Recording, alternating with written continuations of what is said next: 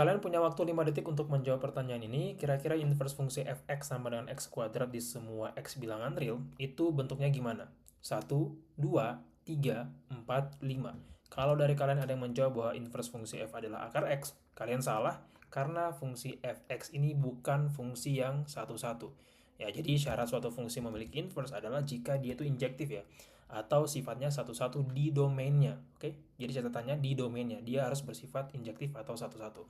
Kalau kalian mungkin pertama kali mendengar istilah ini, gue coba jelaskan apa maksud injektif dan satu-satu itu. Jadi klaim gue di awal, fungsi fx sama dengan x kuadrat itu tidak punya inverse. Alasannya karena tidak satu-satu. Cara kita melihatnya adalah, ya sederhananya dengan tabel ini ya. Jadi ada input, ada fungsi f, dan ada outputnya. Jadi ibaratkan suatu mesin, f itu atau fungsi itu adalah suatu kayak alat gitu yang memproses input menjadi output.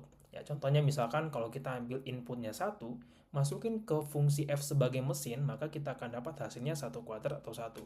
Kalau kita ambil inputnya 2, masukkan ke mesin f ini, dapatnya 2 kuadrat, jadinya 4. Nah sekarang, karena domain fungsi f adalah semua bilangan real, maka gue bisa dong ngambil satu input yang lain, let's say minus 1, yang kalau kita masukin ke mesin f ini hasilnya adalah minus 1 kuadrat atau 1. Nah, di sini letak penyangkalnya ya. Jadi, ada input yang berbeda pada fungsi f, dalam hal ini x sama dengan minus 1 dan 1, yang outputnya itu sama-sama 1. Karena itu, fungsi f ini bukan fungsi satu-satu.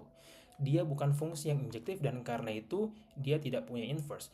Tapi, kita sebetulnya bisa menciptakan kondisi supaya fungsi f ini punya inverse, teman-teman. Caranya gimana? Caranya adalah ya, coba kita batasi domainnya ya.